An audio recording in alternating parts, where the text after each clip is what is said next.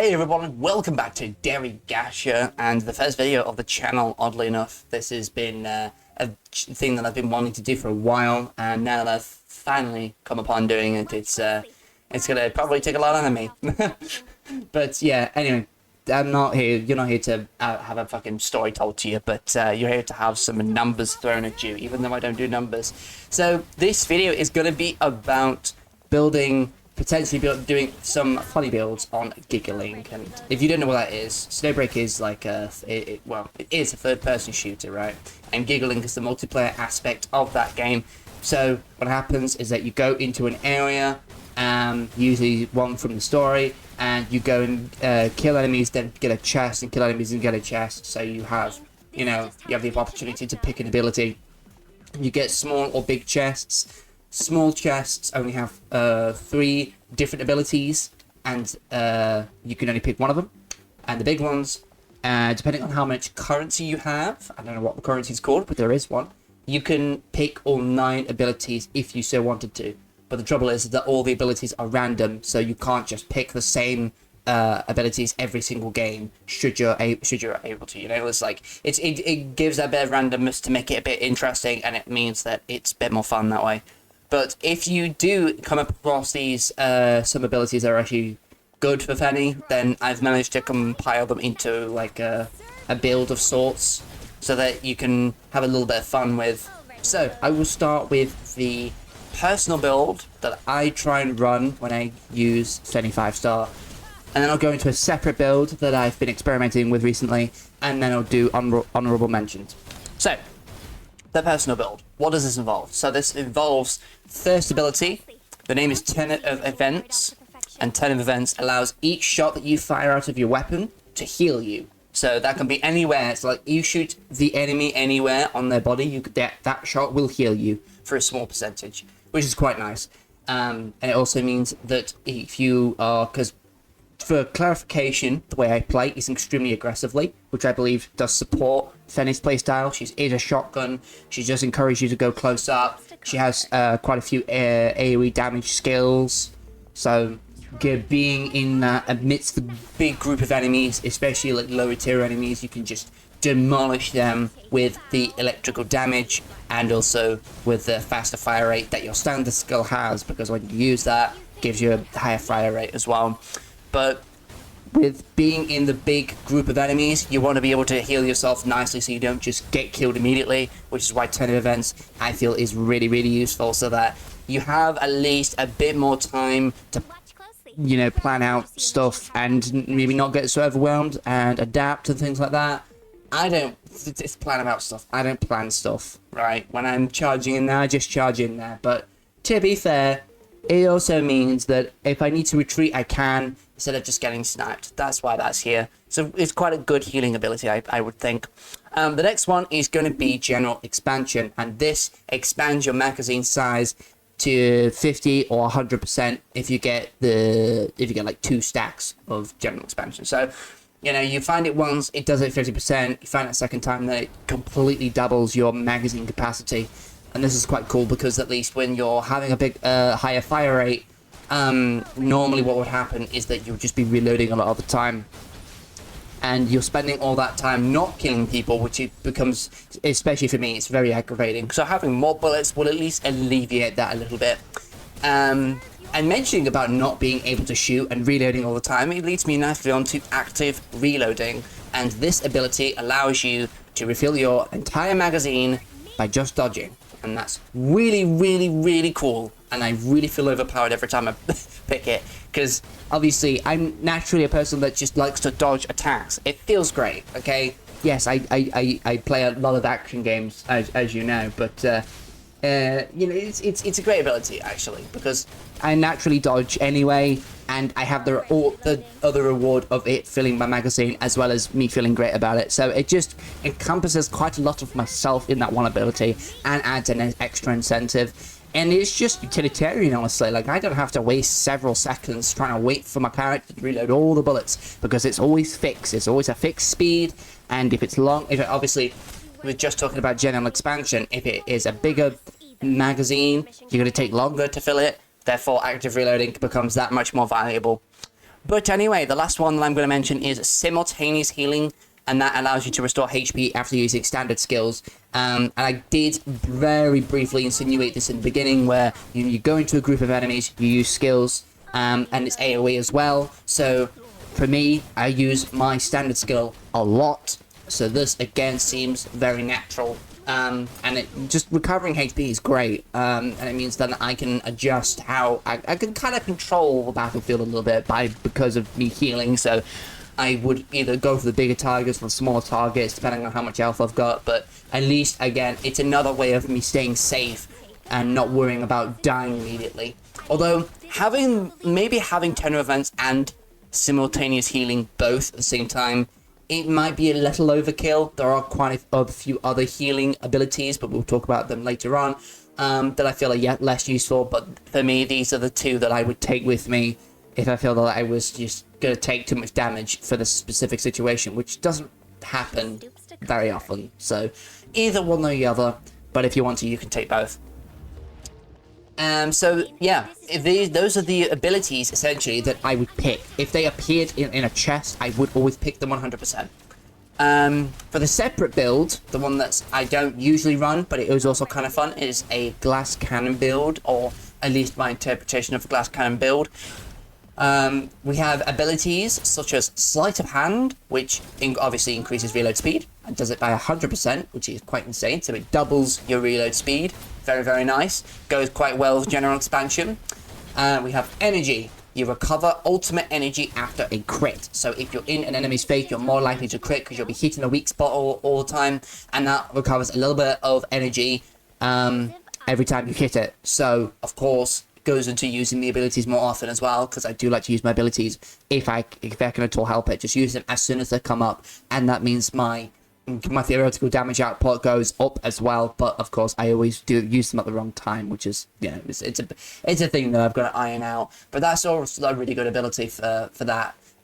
Skill protection is just a thing where you can have damage resistance for 5 seconds after using a standard skill. And again, I use standard skills a lot, so this seems quite natural. Again, it could go into simultaneous healing as well, but I think that, again, is overkill. One or the other, perhaps, but maybe not both. This is one of my favorite ones for this build, is Lucky Reload. This increases the damage by 100% for your first 4 bullets. So, normally a magazine for Fenny would be 8 shots, 8 slugs, right? I keep saying bullets because we're trying to keep it general here, not making it too complicated. First 4 bullets, 100% damage, which obviously means it doubles it, and that's great. So again, I think this is probably a build where you need active reloading more, so that you don't end up losing out on damage. It can be seen as a drawback because you have to wait until the magazine is completely full before you can make use of that. The extra damage that you get, because as far as I can understand it, when I have cancelled the magazine early while still having 4 bullets, it's just not done it. It says no, you can't use those bullets, they are not enhanced, so you have to wait until the magazine's full. So I would say active reloading is actually more essential for this build than my personal one, but the 4 bullets do actually help, especially if you're always trying to go in and hit a weak spot or something. But I can't remember the name of this specific ability, but what it does is it decreases magazine size by 25%, but it then increases damage by 33. So you're getting less bullets to use, but you're also getting more damage per bullet. And this is mainly in lieu of Lucky Reload, so it's already increased double the damage of the first 4 bullets, and then it does another 33% because of the fact that you've got less bullets to work with because of the decreased magazine size. So it's just going to be really good, especially when you use your standard skill. You have your increased rate of fire, and you're just going to be going and just mowing down everyone. You're going to have insane damage. And to be honest, actually, speaking of rate of fire, Victory Pursuit, another ability, and this one, after defeating an enemy, what it does is increases rate of fire by 30% for 5 seconds. Oh my goodness.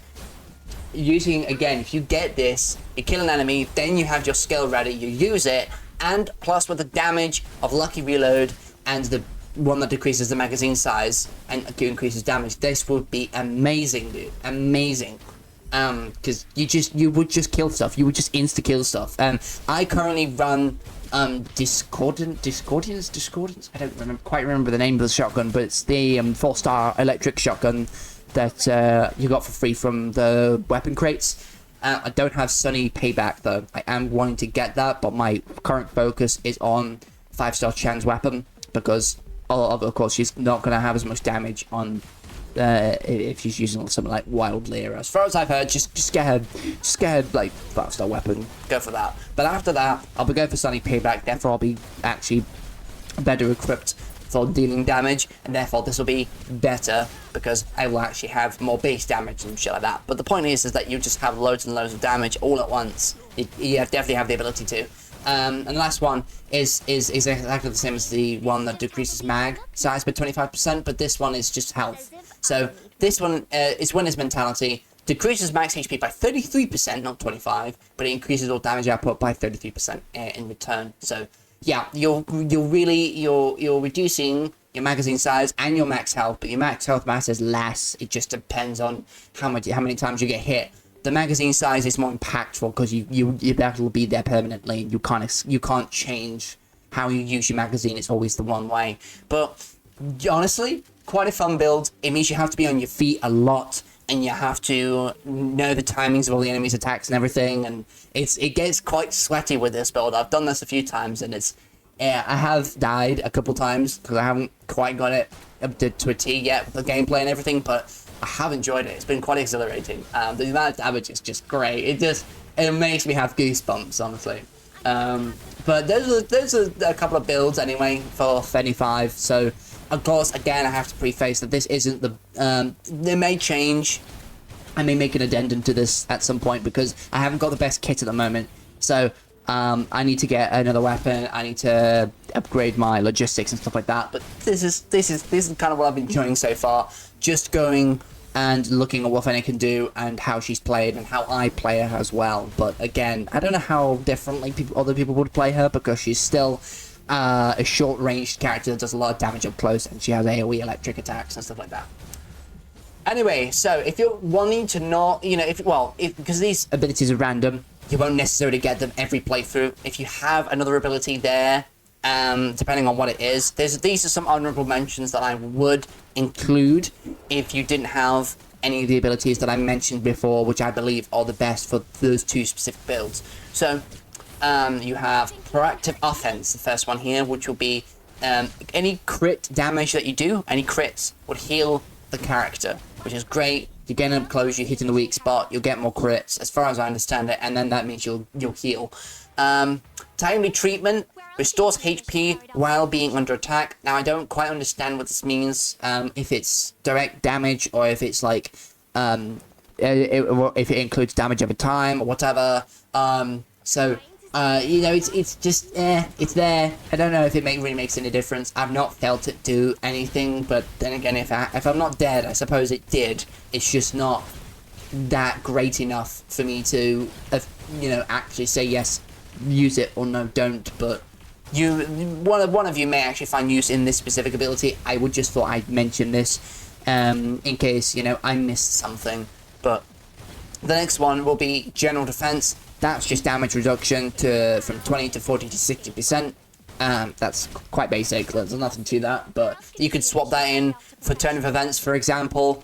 And then because the results are both exactly the same thing. It's meant to increase longevity, so I don't feel like you need both. Or if you do have both, you don't need any other healing or any other damage reduction. So long as you're careful, you'll be fine. The next one will be Fast, Be Deadly, and that is recovering HP while sprinting. Now, in my opinion, this is perhaps the most useless ability, because the only time you're going to be sprinting is between areas, and it's not the amount that you heal for. It's not that large enough, and the time that you're sprinting is not that great enough to warrant running this, to be honest. But I suppose if this is the first one that you have out of the run, and you're quite late into it, and you're really desperate for healing, then I suppose yes, you can go for this. But honestly, if you've already got one, just skip this. You don't need it. I feel it's quite useless. The next one will be Bullet Storm, and this involves using a standard skill.